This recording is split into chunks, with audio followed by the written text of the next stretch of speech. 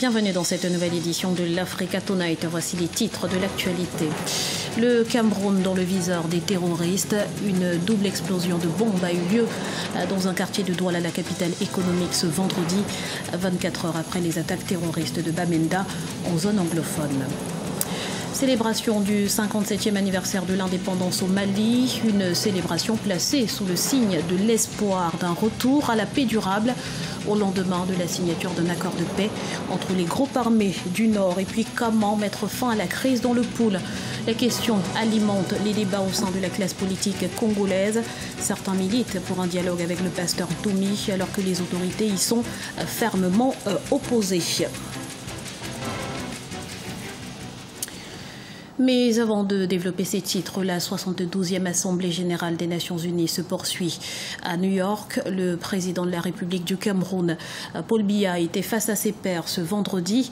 Dans son allocution, il a fait un point sur la lutte contre le terrorisme et a appelé la communauté internationale à se mobiliser davantage pour vaincre ce fléau. Écoutons-le. Le nombre des victimes de la secte terroriste Boko Haram dans le bassin du lac Tchad est estimé à 2000. Le Cameroun et les pays voisins font face à cette secte qui, chaque jour, renouvelle ses méthodes et ses tactiques. Nous apprécions le soutien de nos partenaires dans le combat contre cette barbarie. La lutte contre Boko Haram, cette secte djihadiste, appelle à une mobilisation générale accrue si nous voulons réellement en finir avec ce danger. Il est mortel pour nos peuples, pour nos populations, pour notre indépendance et notre démocratie. Il est mortel pour la paix. Nous attendons beaucoup à cet égard de la venue dans la région du lac Tchad de la mission de haut niveau prescrite par le Conseil de sécurité au secrétaire général de l'ONU par sa résolution 2349. Et parallèlement, Douala, capitale économique du Cameroun, est sous haute tension. Une double explosion a été entendue ce vendredi 22 septembre 2017 à Mbopi, quartier abritant le plus grand marché de la zone CEMAC et où se trouve la Société camerounaise des dépôts pétroliers. Selon les autorités locales, il s'agirait d'un attentat terroriste qui avait pour cible les bâtiments de la SCDP. On écoute à ce propos Samuel Dieudonné Iva Diboua, gouverneur de la région du littoral. Ce qui est arrivé ce matin, on dit à quelque chose malheur est bon. Et ça veut dire que la vigilance s'enclenche avec ce qui vient de se passer. D'origine criminelle, avoir le matériel qui a été utilisé de manière artisanale. On a dû constater qu'il y avait une bouteille de gaz. C'est déjà pour dire que le matériel a été concocté sur place. Et ces techniques, nous les connaissons dans certaines zones où le terrorisme a commencé à agir. Mais c'est pour dire déjà qu'ils sont mal partis parce que c'est Douala. Et Douala, rien ne se cache à Douala. Donc, ceux qui ont pu nuitamment venir faire les faits peuvent se réjouir, mais ils n'iront pas très loin.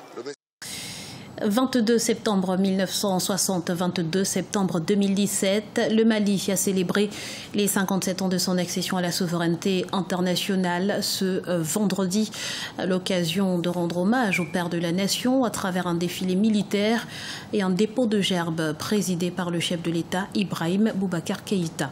Reportage de Mokhtar Bari, notre correspondant au Mali.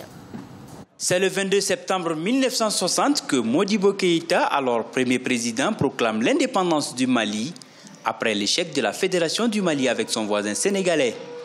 57 ans après, c'est dans la ville militaire d'Ekati, notamment le camp Soundiata Keïta, qui a accueilli la cérémonie.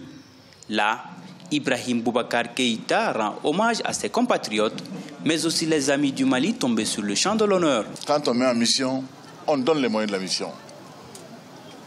Et ça, nous le ferons. Quoi qu'on dise, quoi qu'on fasse, nous le ferons. La patrie, c'est cela aussi. C'est-à-dire, patriote est un tout. quand l'œuvre est accomplie par le gouvernement, quel que soit ce gouvernement-là, le patriote applaudit, accompagne. Les FAMA, forces armées maliennes, ont égayé les officiels et habitants de la ville d'Ekati par un défilé. Et au président de la République d'exhorter les Maliens de tous bords à faire montre d'unité pour la paix et la stabilité du pays. Ils sont là, féroces, les appétits. Ils sont là, aux aguets. Mais que ce soit Ibeka ou qui que ce soit d'autre, si le sang du patriotisme coule dans une veine malienne, ça ne passera pas. Jamais ce pays ne sera de nouveau assujetti. Par qui que ce soit. Qui que ce soit. Coopération internationale, partenariat, oui. Suggestion, non. Non, non et non. La célébration de cette date d'anniversaire de l'indépendance tombe à un moment où les groupes armés ont choisi de taire leurs divergences pour le retour de la paix dans le nord du pays, une zone qui connaît un conflit armé depuis 2012. Faut-il négocier ou pas avec le pasteur Ntoumi? Eh bien, la question divise la classe politique au Congo. Si le Premier ministre Clément Mwamba s'y est fermement opposé, certains leaders politiques estiment que cette éventualité pourrait permettre de rétablir la sécurité dans la région du Poul. Voyez ce reportage de Deva Panzo, notre correspondant à Brazzaville, commenté par Ibrahima Dioumaba. Le gouvernement congolais négociera-t-il avec le pasteur Ntoumi, le chef des ex-combattants Ninja? Au cours de son allocution lors de la clôture de la plénière du 2 septembre 2017, le président de l'Assemblée nationale, Isidore Mvouba, avait invité ces derniers au dialogue. Mais pour certains acteurs politiques, offrir un dialogue à Ntoumi remettrait en cause l'autorité de l'État. Dans ce contexte de chaos dans le département du Poul, toute proposition mettant Ntoumi au centre de la résolution de cette problématique par le dialogue serait de nature à mettre en péril l'autorité de l'État. Que ferons-nous de toutes ces familles endeuillées et inconsolables qui ne comptent que sur la mise aux arrêts de M. Ntoumi pour faire leur deuil?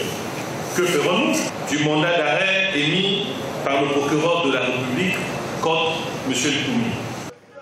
Au Congo-Brazzaville, l'intervention militaire n'a pas jusque-là mis un terme aux exactions du Poul attribuées par le gouvernement à Frédéric Binsamou, alias Pasteur Ntoumi. Le 4 mai 2017, le Premier ministre Clément Mwamba réitérait l'impossibilité de négocier avec celui que le gouvernement considère comme un terroriste. Mais, depuis plus de 16 mois, l'opposition réclame des pourparlers avec le chef des ex-combattants, car pour eux, les armes ont démontré leurs limites.